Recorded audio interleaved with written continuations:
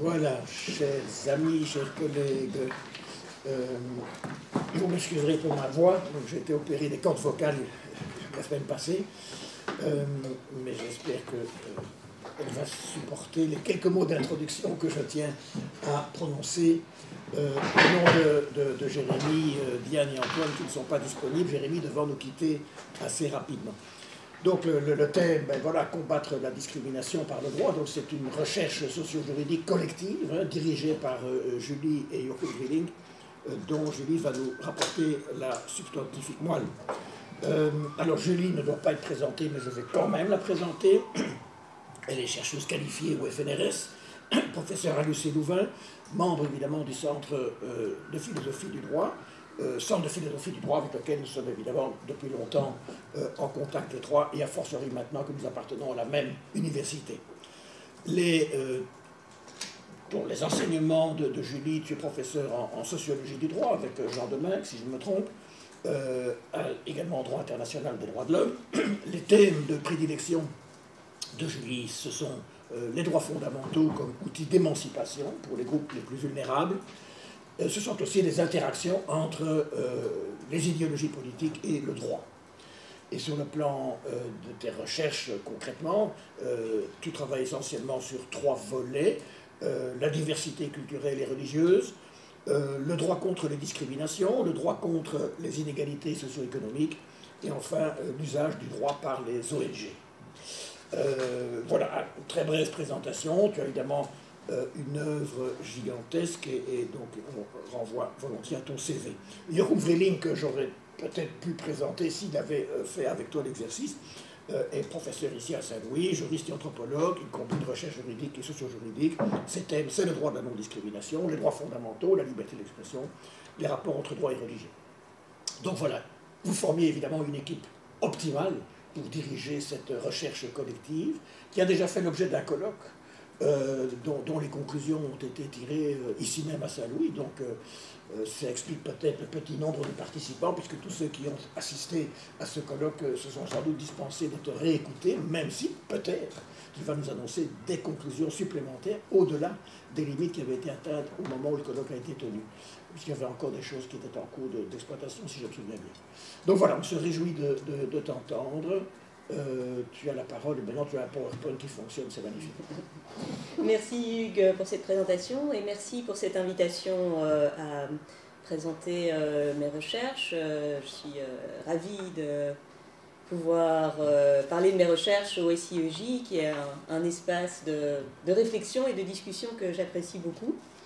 Alors, je m'excuse d'abord pour ces petits soucis technologiques qui font qu'on commence un peu en retard, et puis je dois aussi vous demander d'être indulgent parce que je suis un petit peu malade aujourd'hui, et j'espère que ça ne va pas se traduire par un peu de confusion dans ma présentation, mais je ferai de mon mieux pour oublier complètement que je suis un peu malade. Alors, je vais vous présenter donc les résultats d'un projet de recherche que j'ai coordonné avec Joachim Vrilling, qui était financé par le FNRS, qui s'intitule « Combattre la discrimination par le droit, l'expérience belge en question ». Alors le point de départ de la recherche, c'est ce fait que Joachim et moi-même, on suit depuis longtemps, on s'intéresse depuis longtemps au droit de la non-discrimination. En Belgique, comme dans les autres pays de l'Union européenne, il y a eu une grande réforme du droit anti-discrimination au début des années 2000, qui était impulsée par la nécessité de transposer des directives de l'Union européenne.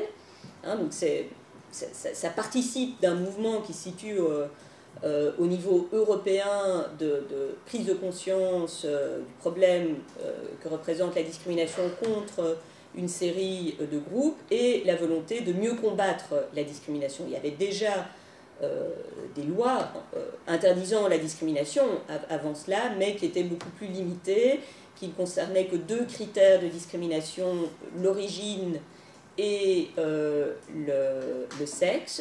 Et donc ces lois ont étendu les critères visés, mais aussi introduit une série de dispositifs, je ne vais pas rentrer dans les détails, qui visent à faciliter le recours en justice, sachant que le recours en justice est et reste l'instrument centrale de lutte contre la discrimination en Belgique.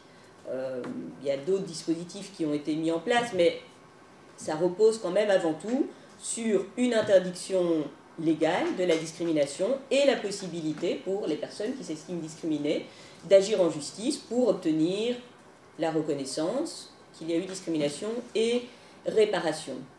Or, 10-15 ans après la réforme, il y a eu des premiers bilans qui ont été tirés, une série d'évaluations qui ont été réalisées par différents acteurs, et le sentiment général qui a émergé de ces évaluations, c'est que les résultats de la réforme étaient décevants, que les recours en justice pour discrimination, malgré les dispositifs introduits, restaient particulièrement difficiles à gagner.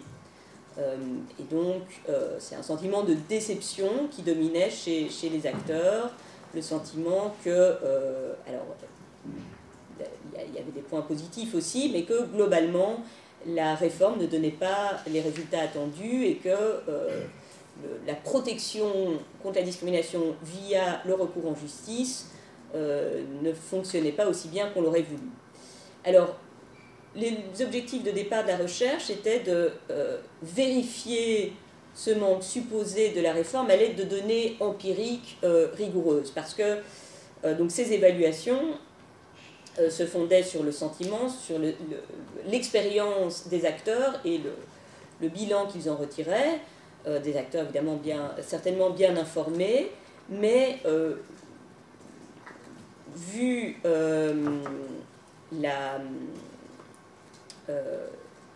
façon dont la jurisprudence est publiée et établie en Belgique, ce qui nous semblait manquer, c'est une analyse systématique de la jurisprudence et de ses résultats.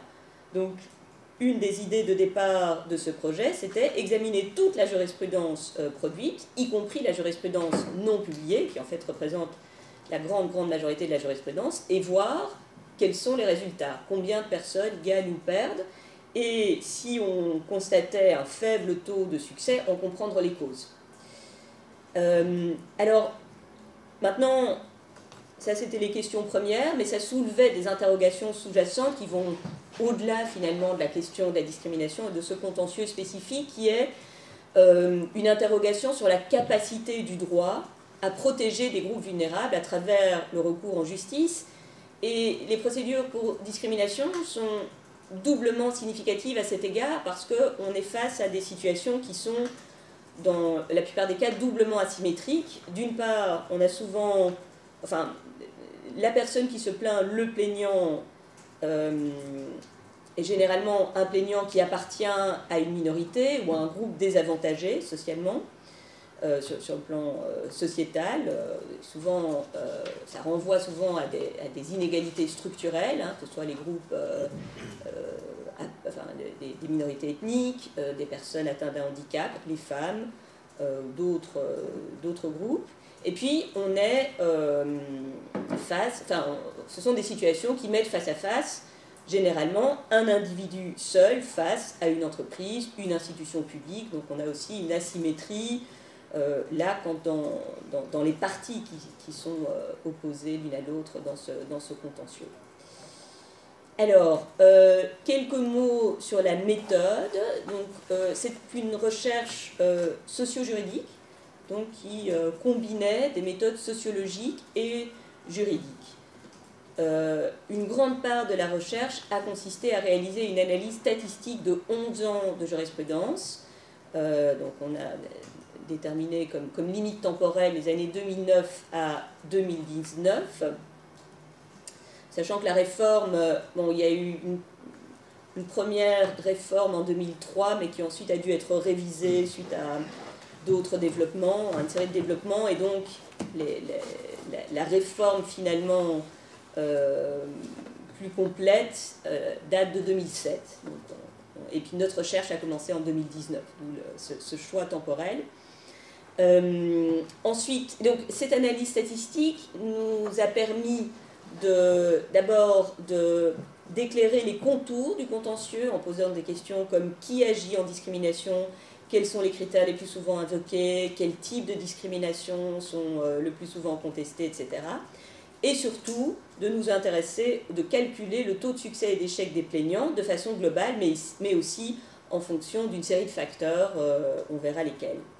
Alors on ne s'est pas limité à la statistique, hein, on a aussi décidé d'analyser le contenu, et là on s'est limité, vu l'importance de ce travail, la quantité de travail que ça demande, on a fait une analyse systématique de contenu de 50 jurisprudences, mais uniquement les juridictions du travail, pour analyser le raisonnement des juges, pour identifier les motifs récurrents d'échec des recours, et on s'est aussi intéressé à la question de la preuve et au type de preuve utilisées par les plaignants et la façon dont différents types de preuves étaient traités par les juges. Et puis on a aussi réalisé des entretiens uniquement avec des acteurs du droit, des professionnels du droit, des magistrats, des avocats et des juristes travaillant chez UNIA et à l'Institut pour l'égalité des femmes et des hommes.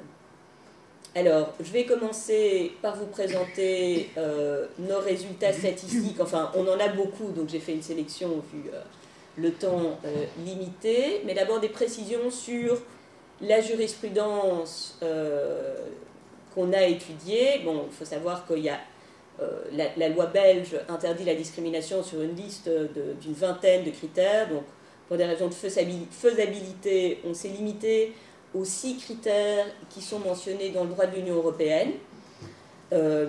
C'est des critères, enfin, en tout cas pour 5 des 6 d'entre eux, qui sont particulièrement souvent invoqués, et ça permet aussi une comparaison entre pays de l'Union, enfin entre la Belgique et d'autres pays de l'Union. Donc c'est le genre, l'origine raciale ou ethnique, la conviction religieuse ou philosophique, le handicap, l'âge et l'orientation sexuelle.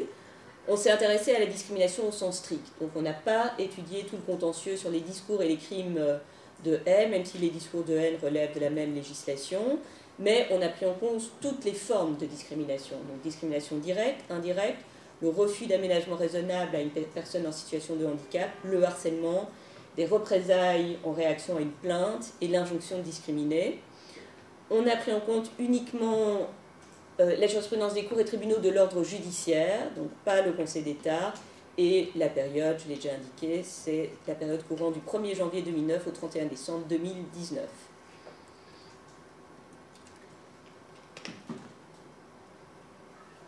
Alors, je dois dire quelques mots aussi de la constitution de notre base de données jurisprudentielle.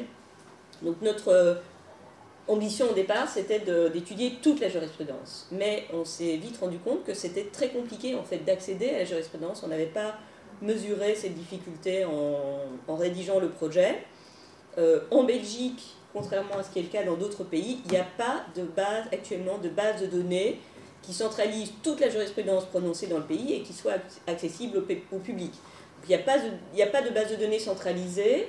D'abord, chaque juridiction a sa base de données et ces bases de données ne sont pas accessibles au public. Il y a un projet, il y a une loi qui a prévu la création d'une telle base de données, mais ce n'est pas encore mis en œuvre et c'est tout récent. Alors, il existe des revues juridiques et des bases de données, Strada, Iura, enfin tous les juristes connaissent, mais en fait, on s'est rendu compte que ces bases de données ne publient qu'une toute petite minorité de l'ensemble des décisions rendues.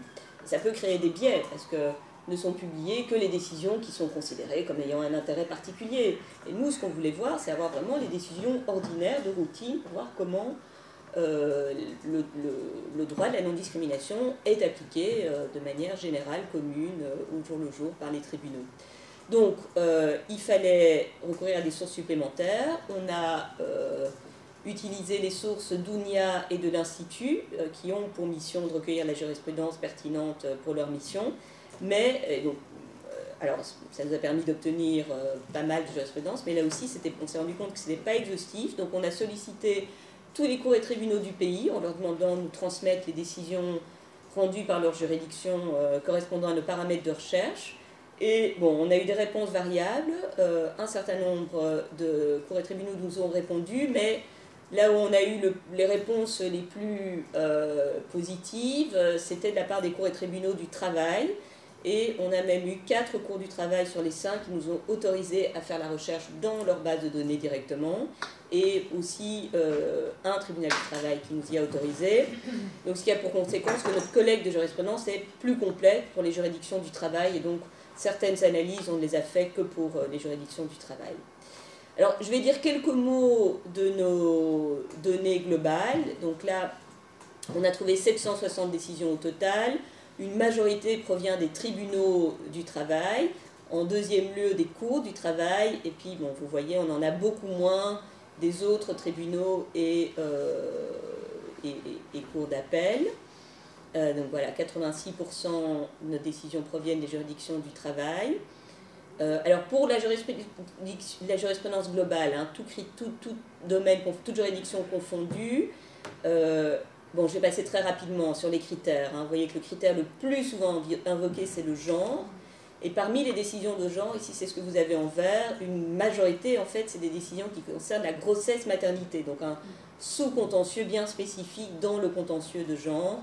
En deuxième lieu, le handicap, et puis âge, origine, conviction, orientation sexuelle, quasi pas. Alors, répartition par domaine d'activité, le gros de la jurisprudence, c'est les relations de travail, 84%, et voilà, les autres domaines, beaucoup moins. Alors, ça varie un peu quand on fait le détail par critères. Hein. Il y a des critères où on a un peu plus de jurisprudence dans des domaines autres que les relations de travail, mais c'est quand même globalement dominé par les relations de travail. On pourrait croire que c'est parce qu'on a beaucoup de jurisprudence des juridictions du travail, mais en fait, on a fait le calcul, si on prend les décisions qu'on a collectées par le biais de nos autres sources, donc pas les juridictions directement, on a quand même une majorité de décisions qui concernent les relations de travail, 72%. Donc, ça semble confirmer que la grosse majorité du contentieux en matière de discrimination, c'est en matière d'emploi. Et donc, pour ce qui est du calcul du taux de succès, vu notre incertitude quant à l'exhaustivité de nos données pour ce qui est de la jurisprudence des juridictions autres que celles du travail, on a décidé de se concentrer sur la jurisprudence des juridictions du travail et dans cette jurisprudence uniquement sur le contentieux en matière d'emploi. Donc, on a ici, on s'est efforcé de calculer le taux de succès des plaignants se plaignant de discrimination dans l'emploi devant les juridictions du travail. Alors, comment est-ce qu'on a calculé ce taux de succès? On a considéré comme un succès les cas où la juridiction conclut qu'il y a discrimination et donc fait un constat de discrimination. Ça, pour nous, c'est un succès. On a considéré comme un échec les cas où le juge estime qu'il y a, en tout cas, que la discrimination n'est pas prouvée, n'est pas établie, la discrimination n'est pas établie, donc il ne fait pas de constat de discrimination, ou il se déclare incompétent, ou bien les cas où il déclare la demande irrecevable. On a exclu du calcul les décisions dans lesquelles le juge sursoit à statuer, parce que là, il ne décide pas, hein, par exemple, il pose une question préjudicielle, il demande une mesure d'instruction. Les décisions dans lesquelles le juge déclare la demande sans objet, ça peut être le cas notamment parce qu'il y a eu une transaction, ou les cas où il ne se prononce pas sur la discrimination. Donc ça, c'est des affaires où il y avait plusieurs griefs qui étaient soulevés, notamment la discrimination, et le juge se prononce sur certains griefs, mais pas sur la discrimination. Là, on a estimé qu'on ne pouvait pas dire si c'était un succès ou un échec. Alors, les résultats. Les résultats globaux, c'est qu'on a 39% de succès. Donc, sur l'ensemble des décisions, 39% de succès, 38% en première instance, 40% en appel. Donc, le taux reste quasiment identique en première instance et en appel. Mais alors, ce taux de succès global cache des grandes disparités. Si on analyse le détail, si on ventile les données en fonction d'un certain nombre de facteurs, de variables, on constate des grandes disparités. Alors, je ne vais pas pouvoir tout vous présenter, donc j'ai sélectionné les résultats qui me paraissaient les plus significatifs. D'abord, le taux de succès selon le critère. Vous voyez que le genre est le plus élevé. On est quasiment, là on a arrondi les résultats, donc on est quasiment à 50%, c'est 49,8% de succès en matière de genre, alors que vous voyez que le deuxième taux de succès le plus élevé arrive quand même déjà bien loin. C'est en matière de handicap, on est à 34%. Mais c'est quand même moins que la moyenne, en fait, puisque la moyenne était à 39%. Et là, on a pris en compte à la fois les décisions de première et deuxième instance. Par contre, si on prend le critère de l'origine, là, le taux de succès tombe à 20%. Et en matière de convictions philosophiques ou religieuses, on tombe encore plus bas, puisque là, on n'est plus qu'à 11% de taux de succès, donc 89% d'échecs. Et alors, si on calcule le taux de succès en excluant le genre, là, on n'est plus à 39%, on est à 28%. Donc, on voit qu'il y a des très fortes différences. Mais même si on prend le détail en matière de genre, on a en fait plusieurs types de recours en matière de genre. Et il y a une catégorie particulière, hein, j'en reparlerai, c'est les recours pour discrimination liée à la grossesse ou à la maternité qui sont fondés sur la loi sur le travail de 1971, qui a une disposition qui organise une protection des femmes enceintes ou qui viennent d'accoucher contre le licenciement. Et on voit que c'est en fait surtout ce contentieux-là qui tire vers le haut les résultats, le taux de succès en matière de genre, puisque là on arrive à 57% de taux de succès,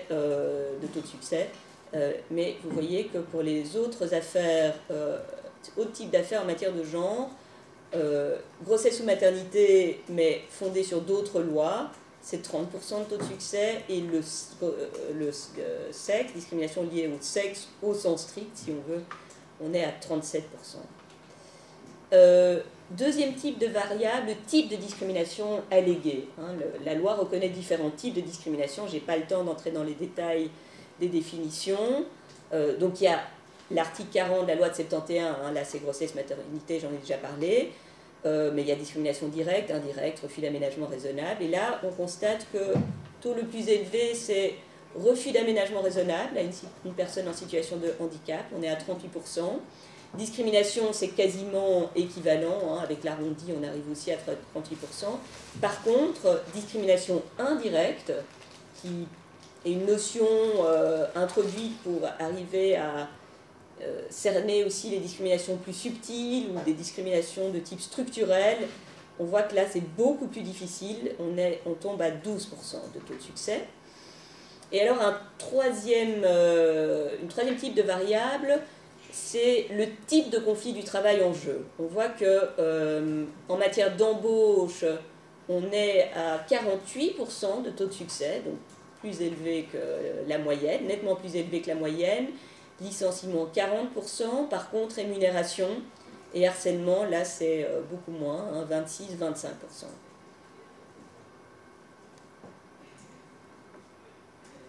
Et alors, voilà, encore un autre élément important, autre résultat très significatif. En matière de discrimination, UNIA et l'Institut pour l'égalité des femmes et des hommes, donc c'est des institutions qu'on appelle dans le jargon des organismes de promotion de l'égalité, ils peuvent introduire des recours en justice, soit seuls, soit en parallèle d'une victime. C'est-à-dire que quand une victime agit, ils peuvent agir en parallèle, et ils peuvent aussi agir même si une victime n'agit pas. Et donc on voit que quand UNIA ou l'Institut participe à la procédure, le taux de succès est plus élevé que la moyenne et est plus élevé que quand des victimes agissent seules, et c'est particulièrement flagrant dans le cas de UNIA. Alors maintenant, voilà les résultats, mais évidemment les statistiques montrent des choses mais n'expliquent pas, donc ce sont l'analyse de contenu et nos entretiens qui nous ont permis de proposer des pistes d'explication de ces disparités. Alors, on a identifié 3 facteurs explicatifs pouvant expliquer que certains types d'affaires, plus que d'autres, certains types d'affaires sont associés à un taux de succès plus élevé que d'autres.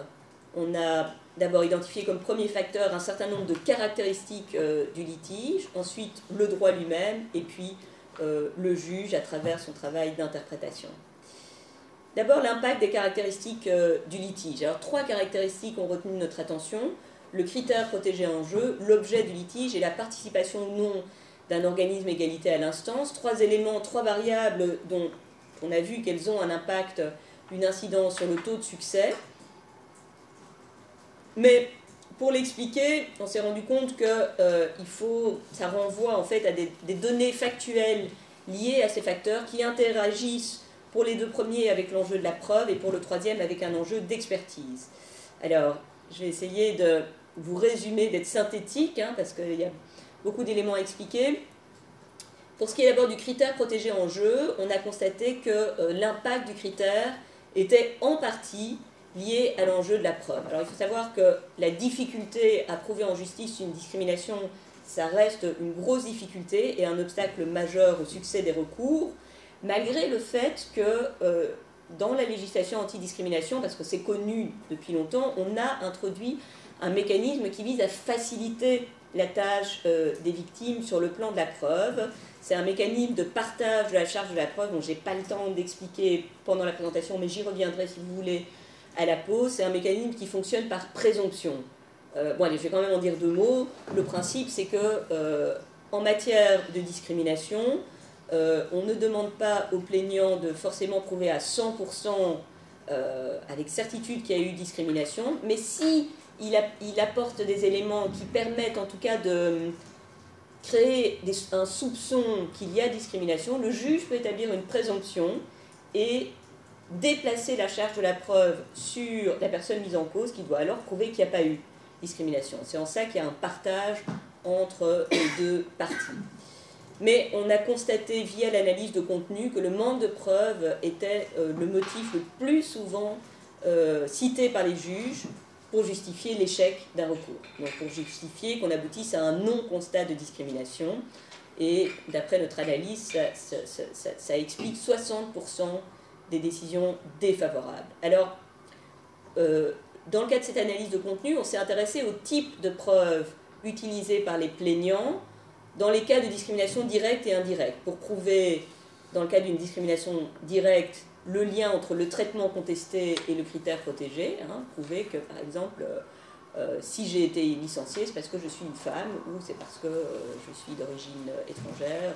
C'est le lien entre le traitement et le critère qui est la clé pour une discrimination directe. Et dans une discrimination indirecte, là, l'élément central à prouver, c'est que la mesure génère un désavantage particulier pour les membres d'un groupe protégé. Et on a distingué entre 2 catégories de preuves, des preuves explicites et des preuves implicites. Les preuves explicites, ce n'est possible que dans le cas d'une discrimination directe. C'est le cas où on a un élément qui indique de façon explicite que le traitement se fonde sur un critère protégé, comme une lettre de licenciement ou le refus d'une candidature par une lettre disant on ne vous engage pas parce qu'on cherche un homme ou une femme. Mais ça peut aussi être un témoignage, un enregistrement, voilà, d'autres types de preuves explicites. Par contre, la preuve implicite, c'est un élément dont on peut déduire soit que la mesure se fonde sur un critère protégé, soit qu'elle entraîne un désavantage particulier. Soit c'est un faisceau d'indices, soit c'est parfois un élément unique, la chronologie des faits. Une femme est licenciée juste après qu'elle ait dit à son employeur qu'elle était enceinte. Voilà, on peut soupçonner quelque chose de pas normal, disons, ou des données statistiques. Donc ça, c'est ce qu'on a appelé preuve implicite. Or, on a constaté qu'il y avait une très nette corrélation entre le type de preuve utilisée et le résultat, puisque quand une preuve explicite est présentée par le plaignant, le taux de succès est de 50%, mais parmi les 50% d'échecs, en fait, la majorité des échecs s'expliquent par d'autres motifs que l'absence de preuve. Ça peut être par exemple parce que le juge admet que la mesure était fondée sur le critère protégé, mais estime que c'est justifié. Par exemple, typiquement, les affaires de signes religieux, dans la majorité des cas, les juges estiment que des sanctions prises pour port de signes religieux sont justifiées. Par contre, quand c'est une preuve implicite qui est présentée, là, on tombe à 13% de succès, 87% d'échecs, et là, on a 75% des échecs qui s'expliquent, enfin, qui sont justifiés par le juge par un manque de preuves. Donc ça, c'est le premier élément.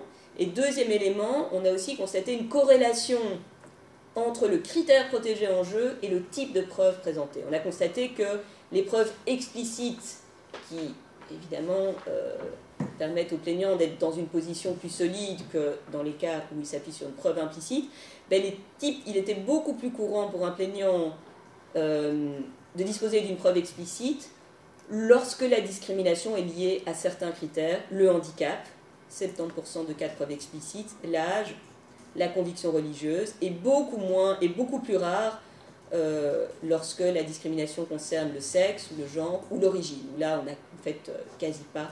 On a trouvé, enfin, en tout cas, là, c'était sur 5 ans de jurisprudence, deux décisions, mais liées à la même affaire. Alors, comment expliquer la rareté des preuves explicites dans les affaires de discrimination liée à l'origine ou au genre? Donc là, ça renvoie à des données sociologiques liées aux formes de discrimination en jeu. Il y a d'abord le fait que l'interdiction de la discrimination liée à l'origine et au sexe sont anciennes, hein, c'est les plus anciennes qui existent, elles sont antérieures à la réforme des années 2000, et donc c'est des normes qui sont bien connues des employeurs, et on peut penser que les employeurs sont donc particulièrement attentifs à ne pas laisser de traces explicites lorsqu'ils entendent discriminer. Mais il y a aussi des usages sociaux qui sont associés aux différents critères. L'âge, si on prend l'âge par exemple, l'âge reste un fondement de distinction considéré comme légitime dans un certain nombre de politiques publiques. Et donc il y a moins ce sentiment que faire une distinction sur l'âge est forcément illégitime. Le handicap, là, on est face à une situation où quand une personne a certaines affectations qui entravent ses capacités, qui ont un impact sur les modalités de travail, généralement ça génère des discussions avec l'employeur. Souvent la médecine du travail est sollicitée, donc ça laisse des traces, il y a des écrits, et donc il y a plus souvent une trace explicite du fait que le handicap est entré en jeu, en tout cas lors du processus ou du conflit qui a mené à la mesure qui est contestée par la plaignante comme étant discriminatoire. Et dans le cas de la conviction religieuse, on a un peu le même phénomène, puisqu'on a un certain nombre d'affaires où la pratique du culte interfère avec les modalités d'emploi, hein, des cas où le port de signes religieux, ou des cas où il y a eu des demandes d'aménagement pour raisons religieuses, donc ça a généré des discussions, et donc c'est reconnu généralement par les deux parties que cet élément-là était en jeu, ce qui explique que les preuves explicites sont plus souvent présentes dans ce type d'affaires.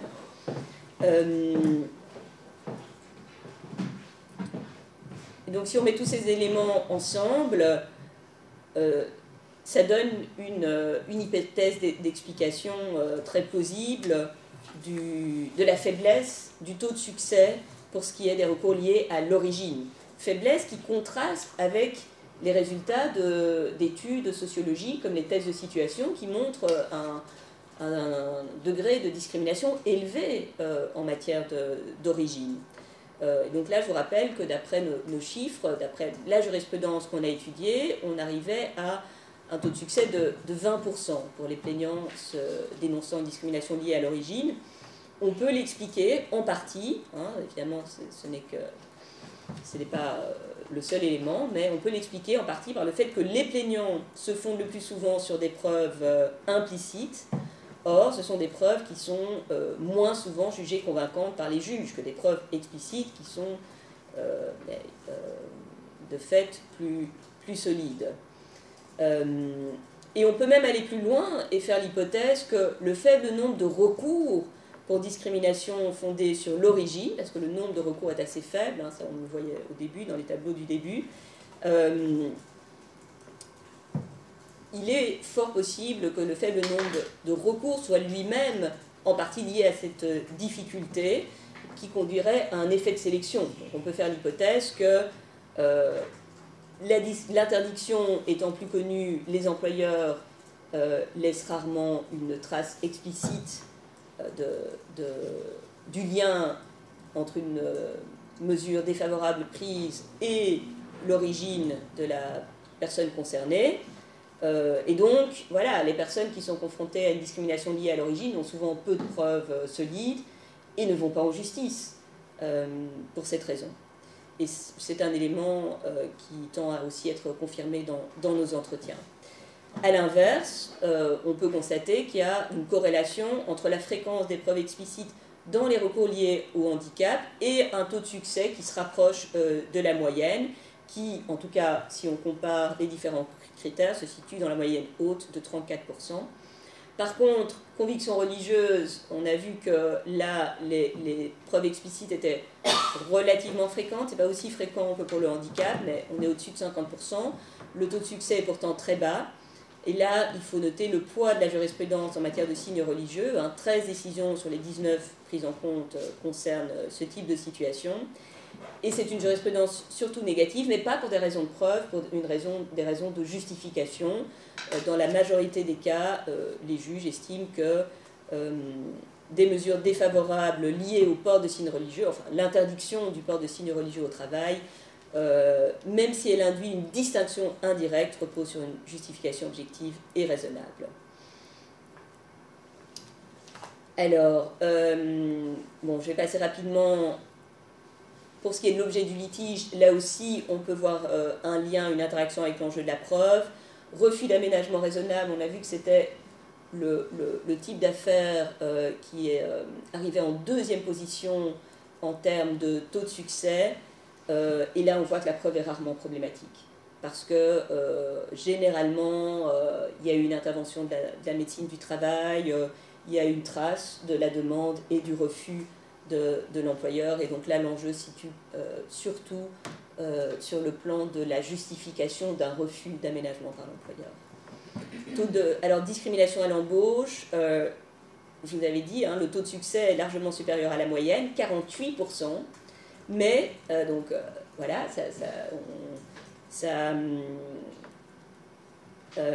évidemment, ça interroge. Deux éléments ont attiré notre attention. Surreprésentation des cas dans lesquels le plaignant s'appuie sur une preuve explicite et très faible nombre de recours.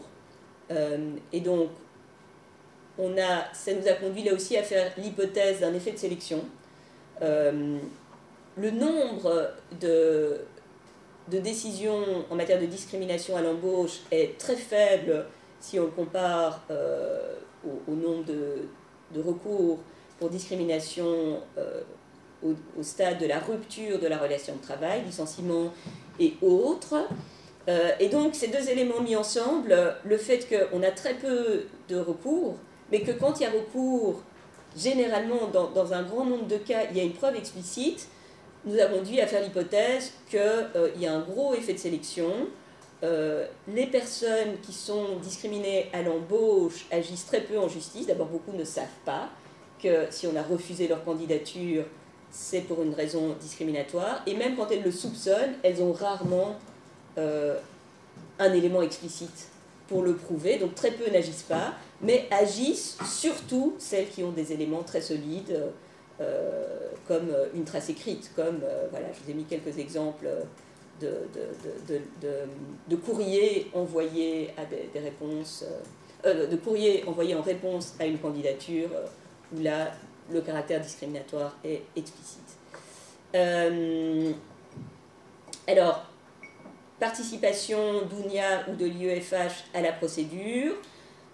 Alors là, bon, il y a deux types d'éléments qui jouent. Il y a d'abord une sélection des dossiers qui est faite par ces instances, qui donc ne sélectionnent que les dossiers solides qui, selon elles, ont le plus de chances d'obtenir gain de cause, alors que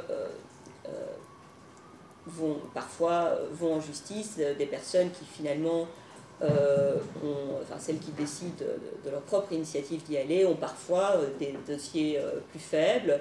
Ou parfois, ce qui arrive aussi, c'est que des personnes sont licenciées, elles invoquent différents types d'arguments, dont la discrimination, mais qui en fait est secondaire par rapport à d'autres arguments plus forts. Évidemment, ça n'explique pas tout, mais c'est un élément qui entre en jeu.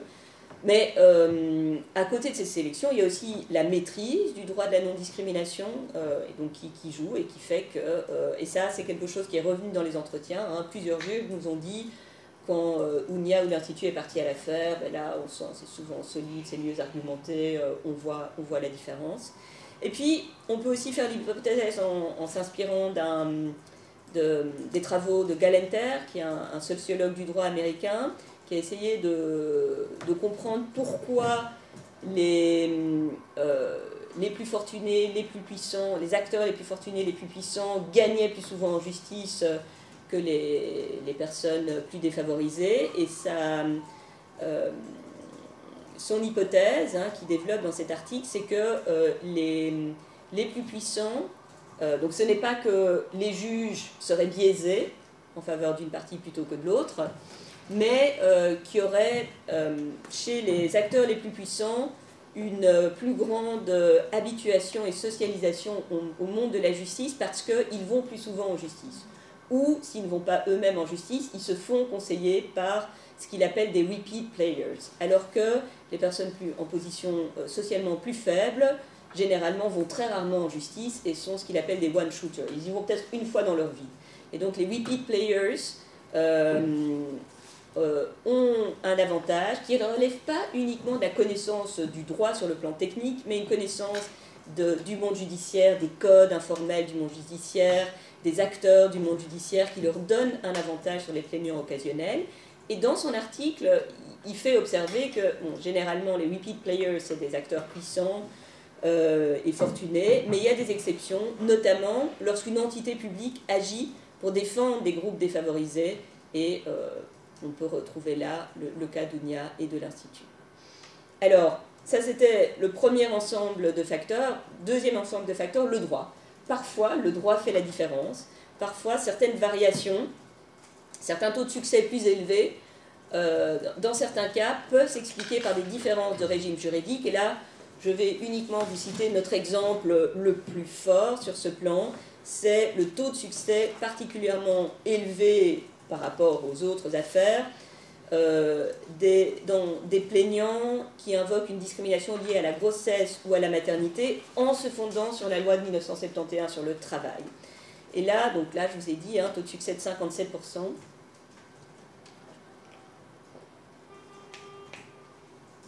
Là, ce qui nous a frappé, c'est que la législation en cause, la disposition en cause, hein, l'article 40 de la loi de 1971, instaure un régime de preuve qui est particulièrement favorable, puisqu'il prévoit que, à partir du moment où une femme a prévenu son employeur qu'elle était enceinte, si une mesure tendant à mettre fin unilatéralement à la relation de travail est prise contre elle à partir de ce moment et un mois après son retour de congé de maternité, à la fin de son congé de maternité, on présume que cette mesure défavorable, hein, généralement un licenciement, est liée à sa grossesse, est fondée sur sa grossesse ou sa maternité.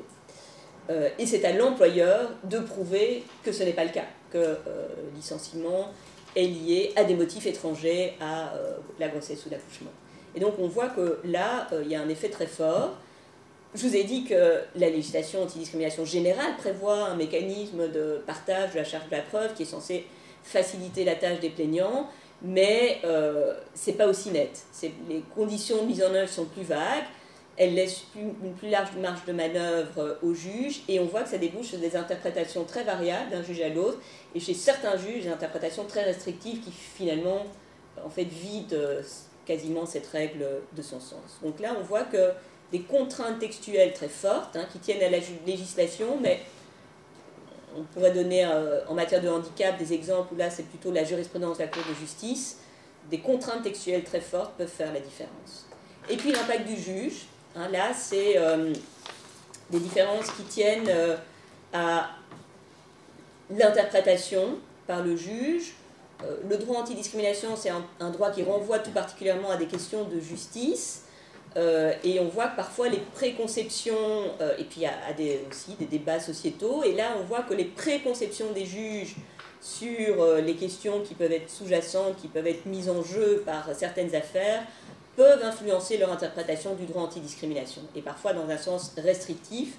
On perçoit en effet dans un certain nombre d'affaires des résistances de certains juges, d'une partie des juges, envers certains concepts du droit antidiscrimination, et on voit là que certains choix posés par le législateur sont en partie mis en échec par l'interprétation des juges lorsque ces choix heurtent les préconceptions des juges sur qu'est-ce qu'une discrimination, quand est-ce qu'il est légitime de traiter des personnes de façon différente, etc.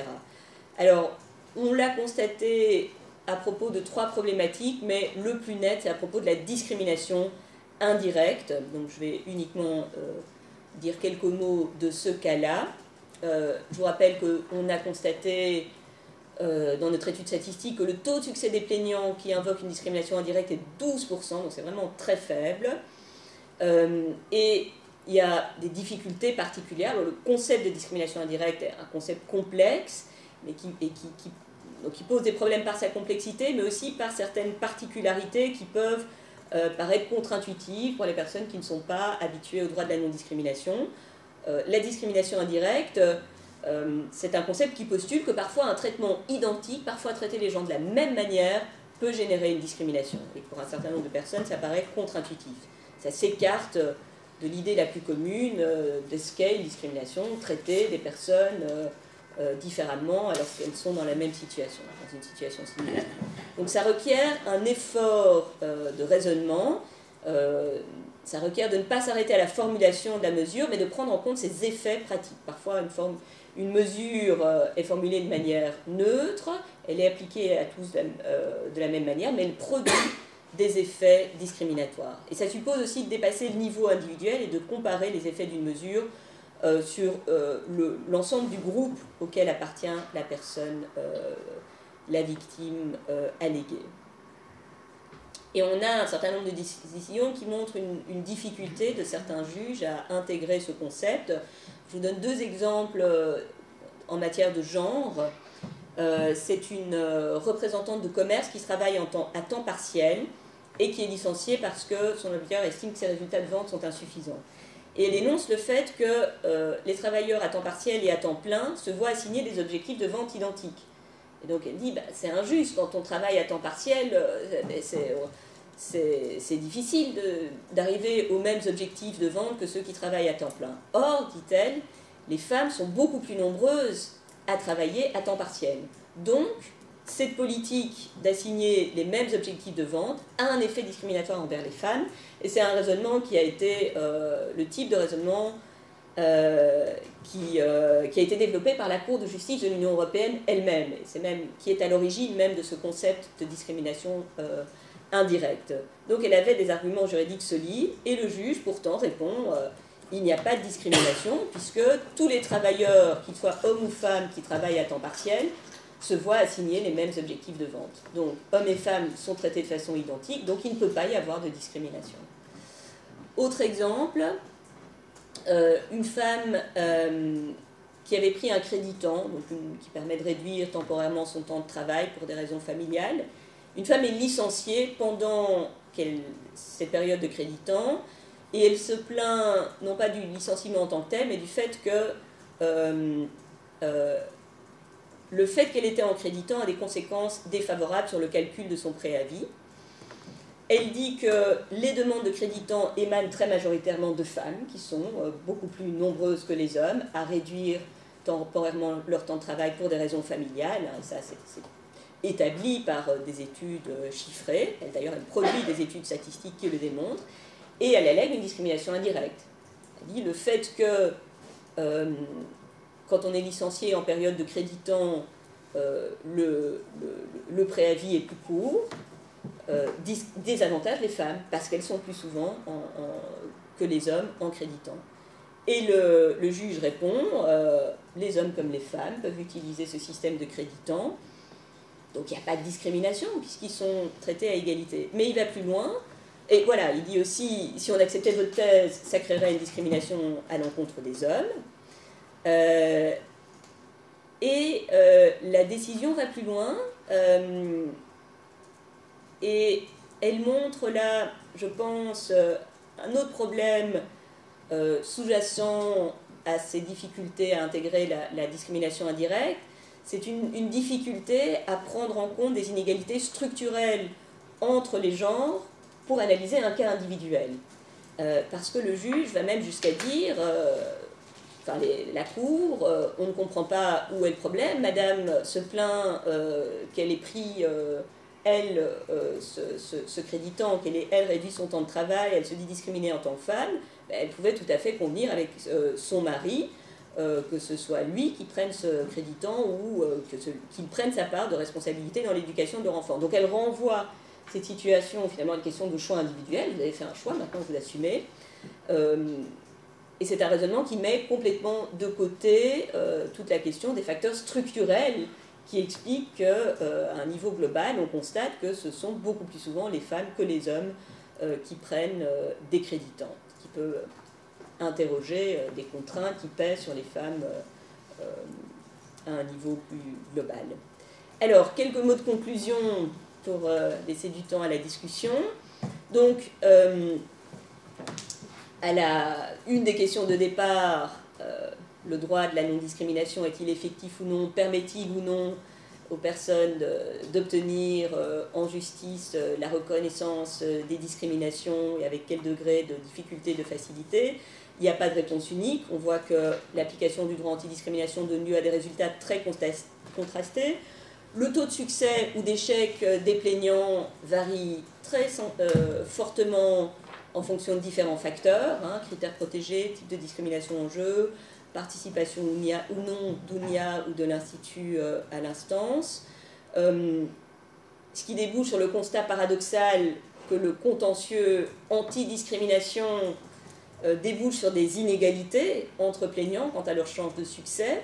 Certains plaignants sont plus désavantagés que d'autres par des données sociologiques propres au type de discrimination dont ils se plaignent. On a vu rareté de preuves explicites en cas de discrimination liée à l'origine, par exemple, et sont aussi désavantagés en raison de la résistance de certains juges face à certains concepts du droit anti-discrimination, en particulier la remise en cause d'inégalités structurelles, mais on voit aussi qu'il y a des éléments qui sont susceptibles de contrebalancer ces résistances. Quand il y a des contraintes juridiques textuelles fortes, on le voit avec la protection des femmes enceintes, ça peut aboutir à des taux de succès plus élevés, une protection plus nette qui se traduit dans la jurisprudence. Et puis l'intervention d'acteurs spécialisés en soutien des plaignants comme l'UNIA et l'Institut peut renforcer la position des personnes qui s'estiment victimes d'une discrimination. Je vous remercie.